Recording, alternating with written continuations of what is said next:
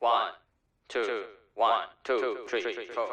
Pernahkah kamu membayangkan seorang siswa SMA kurus, lemah, dan selalu jadi bahan tertawaan, tiba-tiba berubah menjadi petarung yang ditakuti hanya karena satu video viral? Inilah kisah paling brutal sekaligus realistis dari dunia digital, ketika klik, komentar, dan subscriber bisa mengubah nasib seseorang dalam semalam. Di balik layar ponsel, setiap pukulan bukan sekedar adu fisik, tapi pertaruhan harga diri, uang, dan masa depan. Anime viral hit bukan cuma soal perkelahian sekolah biasa. Ini tentang bagaimana dunia media sosial bisa melahirkan monster atau pahlawan. Dari korban bullying yang tak berdaya, hingga konten kreator pertarungan paling kontroversial di platform YouTube, perjalanan Yoo Ho-bin penuh strategi licik, latihan menyakitkan, dan duel yang bikin jantung berdebar.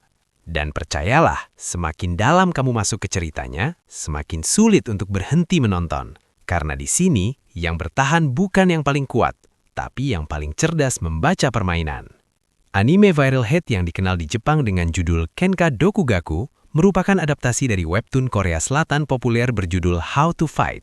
Karya aslinya ditulis oleh Tae Jun Park dan diilustrasikan oleh Kim Jung Hyun.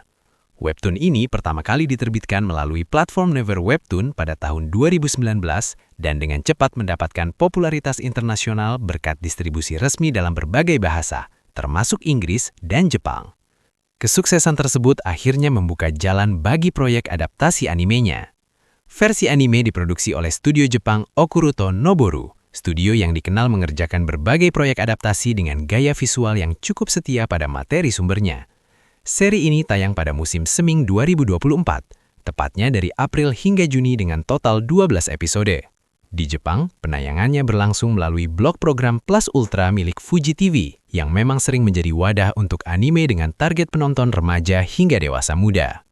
Untuk distribusi global, serial ini tersedia secara legal melalui platform streaming Crunchyroll, memungkinkan penggemar di berbagai negara mengaksesnya secara simultan.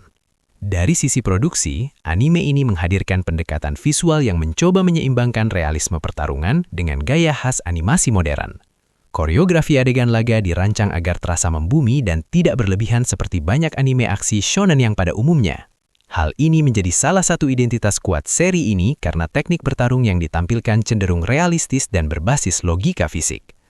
Musik latar dalam anime ini turut memperkuat nuansa tegang dan atmosfer urban yang kental, mencerminkan dunia remaja yang keras dan penuh tekanan sosial. Secara genre, viral hit berada di persimpangan antara aksi, drama sekolah, dan komentar sosial tentang budaya digital. Salah satu daya tarik utamanya terletak pada penggambaran fenomena konten creator dan monetisasi media sosial. Serial ini mengangkat bagaimana algoritma, sensasi, dan budaya viral bisa mempengaruhi perilaku remaja. Tema tersebut terasa relevan dengan kondisi dunia nyata, terutama bagi generasi yang tumbuh bersama platform video dan budaya streaming. Dari segi penerimaan, anime ini mendapat respons beragam. Banyak penggemar webtoon memuji kesetiaan adaptasi terhadap cerita asli serta pendekatan realistisnya terhadap pertarungan. Namun, ada pula kritik terkait kualitas animasi di beberapa episode yang dianggap kurang konsisten. Demikian, secara keseluruhan, viral hit berhasil mempertahankan identitasnya sebagai kisah pertarungan modern yang berakar pada realitas sosial media, menjadikannya salah satu adaptasi webtoon Korea yang cukup diperbincangkan pada tahun 2024.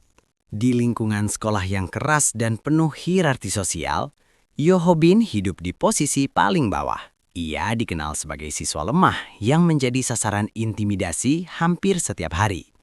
Ejekan, dorongan, dan penghinaan seakan menjadi rutinitas yang tak terpisahkan dari kehidupannya. Situasi semakin buruk karena salah satu orang yang ikut mempermalukannya adalah Park Go, seorang streamer populer di platform YouTube yang memanfaatkan kekuatan fisik dan popularitasnya untuk mengintimidasi orang lain demi hiburan penonton. Di balik tekanan sekolah, Ho-bin menyimpan beban yang jauh lebih berat. Ibunya tengah sakit dan membutuhkan biaya rumah sakit yang besar.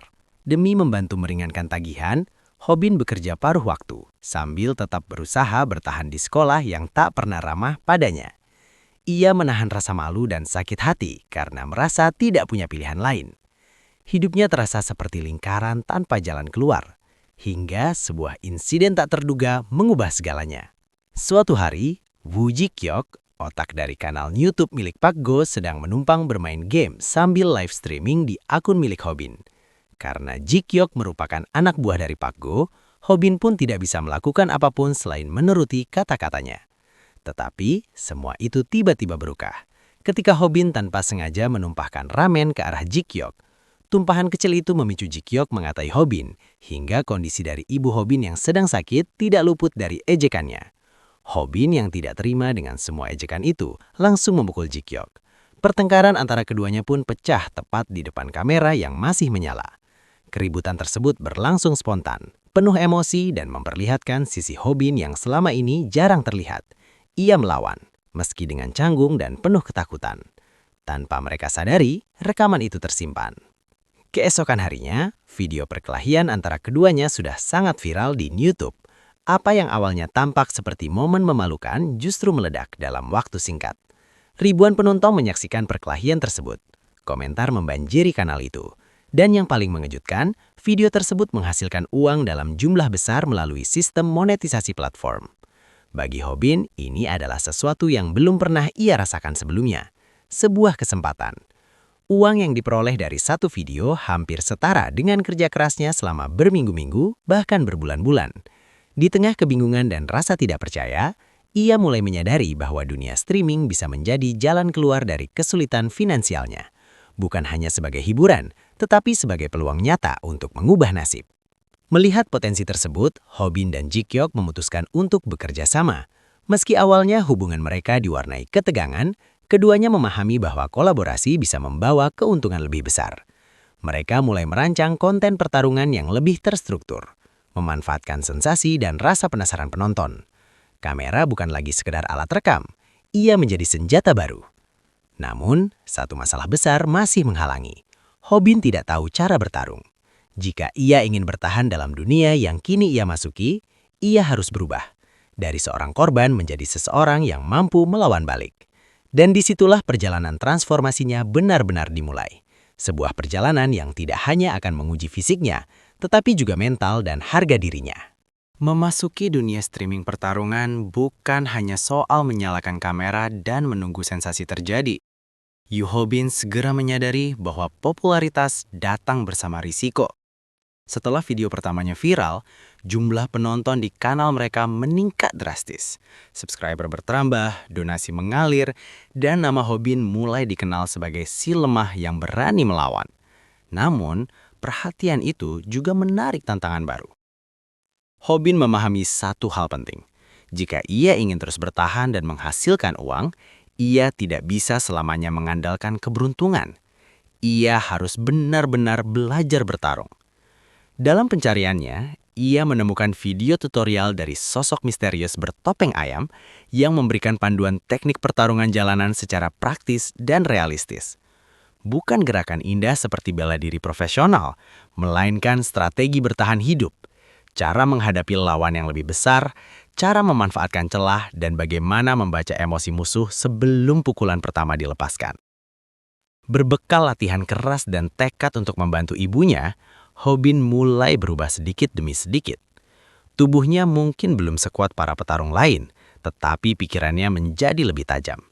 Ia belajar bahwa kemenangan tidak selalu ditentukan oleh kekuatan, melainkan oleh strategi dan ketenangan.